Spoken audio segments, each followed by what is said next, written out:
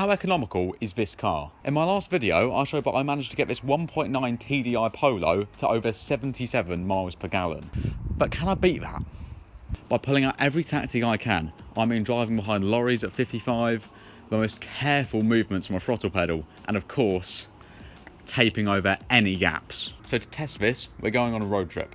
I'm going to take this car over 140 miles from here in Northamptonshire, all the way down just past Stonehenge to a local services. I've chose this place because it's only about 10 minutes from my girlfriend's house, so it's just going to be easy to go sleep after. Before I leave, I'm going to brim the tank with fuel to 2 clicks, reset my trip, do the journey, and do the same thing.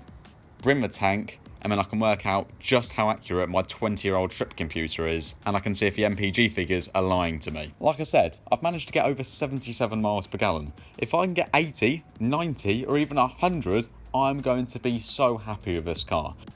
And with some freshly balanced wheels and blue tape covering the front of the car to make me look like a right prick, I set off to the local petrol station, filled up the car, and set off on the big journey ahead. Is it illegal what I'm doing? Can you drive with tape on the front of your car? I mean, I've not covered the headlights of a number plate. I can't see why not. So I've just absolutely brimmed the car. 3 clicks and ended. For whatever reason, I think the fuel tank's playing up quite a bit because, well, I'm currently watching it go between 360 mile range and 460, and the needle actually go like that. But hey, I've reset the trip and I've reset the range computer. So let's do the journey, fill it up at the end, see what I can do. Oh, this is the slowest start I've ever had. 4 miles an hour. Where I've placed my knockoff GoPro is directly in front of my range computer, which means if I want to see what MPG I'm doing, I do have to turn my head round. 1 second gear. Oh, 1500 RPM, bloody hell.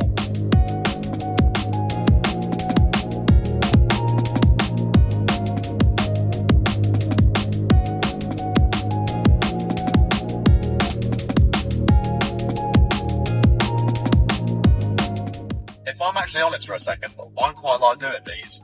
Just in my own time, I'll do a little hyper-mileage journey just to see what I can get.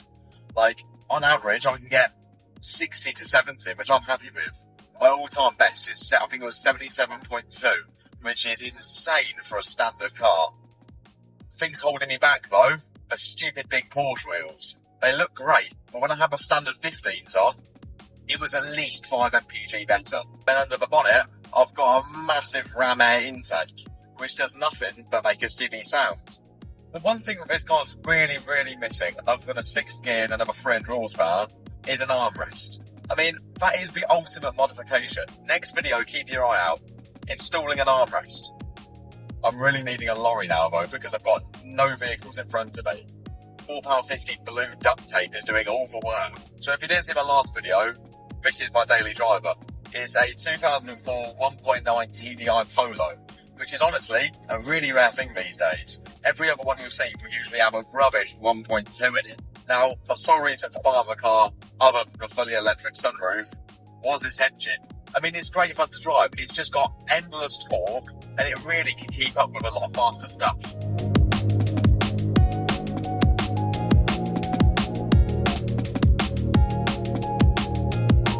Another thing about making videos like this is I can't afford a camera, I'm using my phone to record, which means I don't have Bluetooth, which means I'm stuck listening to the radio. Should we see what's on the radio for? The interweaving parts go on. I mean, it's so 21st century Baroque, it's not true. What are you talking about, man? Glad I installed the subwoofer for this. Goes on. Futuristic antique. So just about 10 miles down now, and the trip is saying 69.8 miles per gallon. It's a funny number, but it's not good. I think I've done enough talking for a minute, though, so I'm going to shut the cameras off and get some miles under my belt.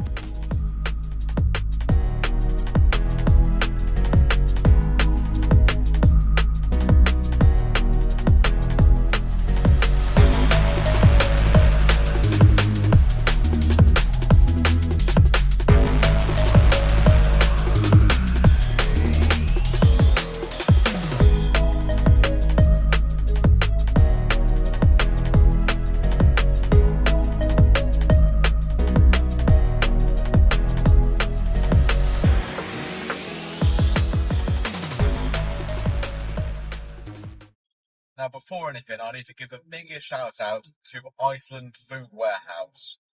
This lorry has just put me from about 72 mpg all the way to 74. Thank you. Now, like I just said, I'm sitting at 74 mpg. That's not very good. I wanted at least 80. If I got 80, I'd be happy. But that was my bare minimum. 74, I think I should get better than standard. I know these wheels are ruining it. I have no idea how accurate that screen is. All I'm going to hope is I get there, whack some fuel in, and happy days, I've done 200 mpg. But I know it's not going to happen, and it's killing me. I mean, I've done 90.6 miles now, and I've still got a range of 620. It's not like I'm doing bad on fuel. There was one thing I actually did want to do to the car, which I never got a chance to. See, around about 10 years ago, Volkswagen made their own fuel economy car. It was called the XL1. It was this horrible, weird teardrop shape with a 2-cylinder diesel engine, a proper rattly, horrid thing. But that car did over 200 miles per gallon. It was like 1 litre for 100 kilometres, something like that. I'm not German. And the thing that made the car so efficient was its aerodynamics. At back, it was all sort of sculpted and had the sort of air ducts, I guess you could say, over the wheel, was making it smooth. However, because I've got the big wide 17s on it now, the rear, the wheels stick out further from the arches, so I can't actually put anything over the arch. I mean, that could have at least been 0.06 of an mpg.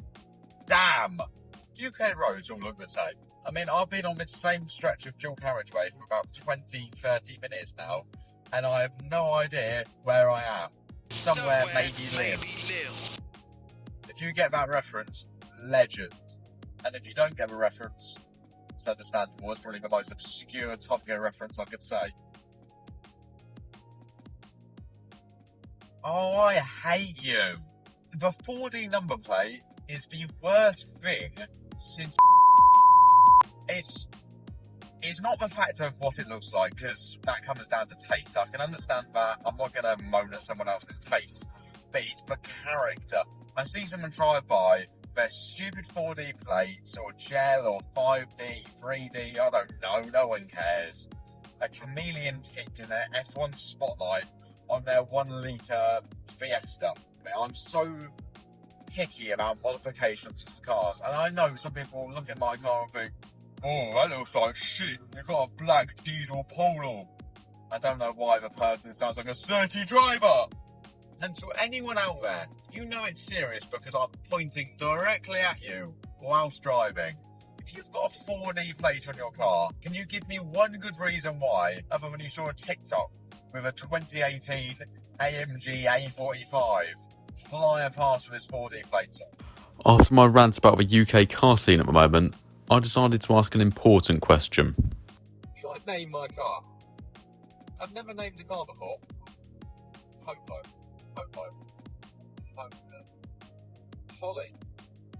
Holly the Polo. I feel like a car needs to be a girl. Like, I don't really want to drive around a car called Graham. Blur. I'm inside Graham. What are you doing today, Harvey? I'm just driving around in Graham. Sorry to any Grahams. It's a nice name.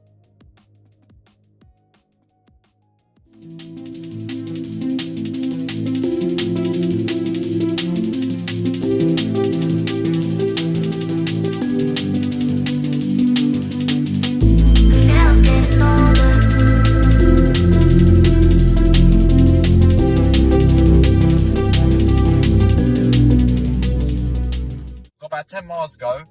There's still 74 mpg. I peaked at about 75.2, I think I got. But yeah, the numbers are not looking good. I'm going to be a happy man though leaving that petrol station. I mean, I'm going to have a full tank of diesel. I'm not going to be having any of this shit recording going on anymore. And I can just drive 10 minutes, get in bed and go sleep. Oh, but ignoring the fuel economy, which is the point of the video, I did find another good radio station, BBC Asian.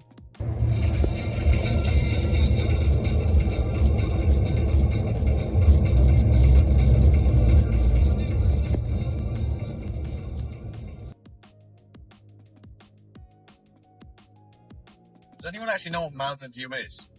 I used to have a bit of an addiction to these. I had about 15 bottles sitting in my room. It's quite bad.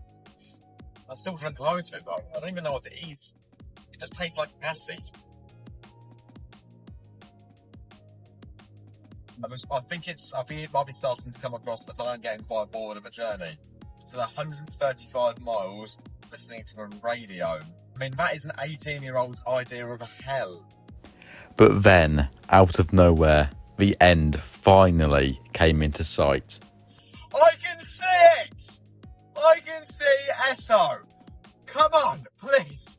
Oh, I'm actually so excited. My heart's racing. I'm going to have a heart attack. Oh. A shiver's just gone down my spine. Come on, sip, please. Where do I turn? Indicate, please.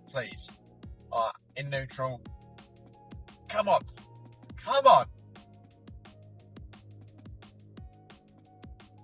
On the brakes.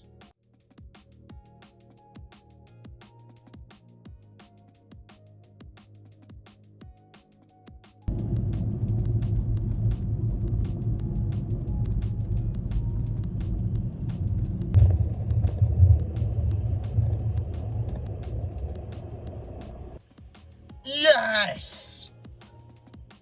Oh, I love you.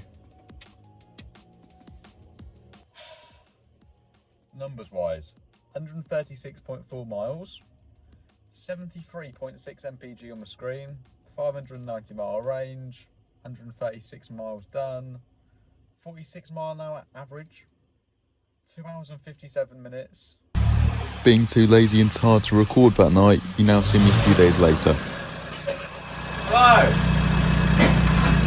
It has now actually been a few days since I did that stupid hypermiling trip in the poor old Polo. And the huge numbers that the car's managed to do makes it truly deserve its name of Polly the Polo. Being the complete idiot I am, not only did I manage to forget to record the actual trip computer, but I also didn't record the fuel pump once I brimmed the car. So when it comes to the numbers, you're going to have to take my word. But why would I lie? Literally no reason to. So we did 136.4 miles and filled up 7.13 litres of diesel. That works out at an incredible 87 miles per gallon. Or, if you're from the land of a free and are fat, that's 72.4. Something like that. Once again, up on the screen. And if your name's Klaus and you live in Germany, 3.3 litres to 100 kilometres. I don't know what that means. Now, these numbers will be up for debate because the car's trip computer was about 15 mpg lower than what I actually got. I filled 3 clicks before I left and 3 clicks when I got there. So, simple math is telling me I'm correct. But the numbers just seem too good to be true. Honestly though, no matter what the numbers are, the car put in such a good shift. I mean, I did almost 140 miles for like less than £10. Yes, I nearly died of boredom, but sometimes you've got to do things for science. Anyway, see you all in the next one.